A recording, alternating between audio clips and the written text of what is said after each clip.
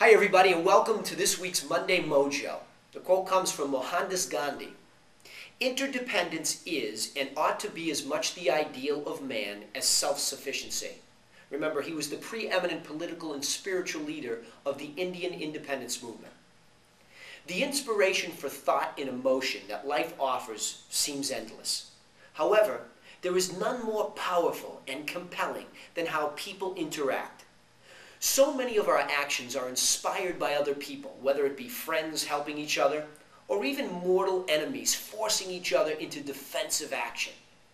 At times, this merry-go-round called life seems to be spinning at a very rapid rate, a speed we're able to keep most of the time, yet also a pace that requires us to slow down to a snail's pace to recover so that we can jump right back in. We embrace the concept of retirement like the Holy Grail, the discovery of a time in our own life we can pull the throttle back and just relax for good. We have visions of having someone else take care of us for a change. We see it all the time, especially in families, where the children are now the caretakers, in a role reversal. Certainly there are many who regret having to take care of anybody else. They're wired like fans of Ayn Rand's Atlas Shrugged, which declares the message that we should rely on no other to provide than ourselves. While I'm definitely a fan of this when it comes to business, there's an inherent danger if we drift too far offshore and end up on our own little deserted island. Ironically, this piece is being written during the Independence Day holiday in the United States, the celebration of a time when our founding fathers inspired their own separation from England's control. Yet think about how the U.S. is now very much aligned with that same country. All of that struggle once upon a time ago ultimately set up a great relationship of interdependence, much like many of our personal relationships. This weekend of remembrance offered me an opportunity to slow down and enjoy some good weather. We decided to go to an event oriented for the kids with games and jumping machines gone wild. As the parents of 5 kids, now old enough to be let off the leash, we sat inside the building at the dinner table listening to a great band. In front of us, there sat a father and a son who both seemed locked in their own individual thoughts. They seemed to be worlds apart, but I knew differently. I had seen them earlier at the buffet and knew that the boy had special needs. He needed his father's assistance for almost anything and everything he did. I mentioned to my wife what I had seen, and this made us even more interested in this relationship. So, as if on cue, the son reached over to his father and wrapped his arm around his neck and tried to pull him closer. The father tried to gently relax into the grasp, even though it put him in a very awkward position.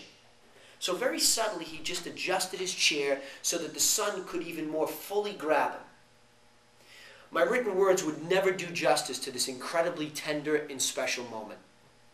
Suddenly, everything had a new perspective. After several minutes, the peace subsided and the dance of life was right back on. The son wanted to move around the room and take in all the stimulus, which in turn required the watchful eye of the assistants and the father. Also, this was no solo act by just the father. The mother was very much on the scene playing the same role. Thankful for our own respite, my wife and I really enjoyed watching this show of unconditional love. We can only imagine that at the end of each day, these parents must literally crash into bed. How do they have even a moment for themselves, a chance to indulge in many of their own wants and desires? To be sure, those people have to pass on many things they'd probably like to do. However, doesn't it make you wonder if they really know what we think about them? Do they know that they're admired at the highest level? Do they think that life on the other side of the fence is better, easier? Do they know that there are many people that would trade a large bounty to just have that one moment of reciprocal love from someone they care about? Well, maybe this is a bit of a wake-up call. We certainly must continue the battle and provide for ourselves if we're able, because the truth is that nobody is coming to help us. However, there's also plenty of others that need us. The worst place to be is on that deserted island of life, but the great hope is that you don't have to be. Many of us struggle in family relationships and can only dream of what we're talking about here today. We fight like the early Americans for what we want. We persevere through storms, hoping that other people will change to conform with our vision for them. If they would only just blank, you fill in the blank. We're going about it all wrong. What we should really be asking is, what could I do differently to provoke a new and better reaction from other people? What could I change about me that might draw people closer to me? That's easier said than done, because on the surface, it appears as if we're moving away from our needs and personal goals. However, look back for a minute over the best times in life. Were you humble? Did you receive the true love and admiration of the people that mattered most to you? Also, be real about this. Were there times when you appeared victorious, yet deep inside you knew it was at the expense of others? Beware the Pyrrhic victories, those that come at terrible personal casualty. To help you remember, the special needs boy and his father should come to mind. Would you sacrifice so much for that one moment in time? That's the true celebration of Interdependence Day.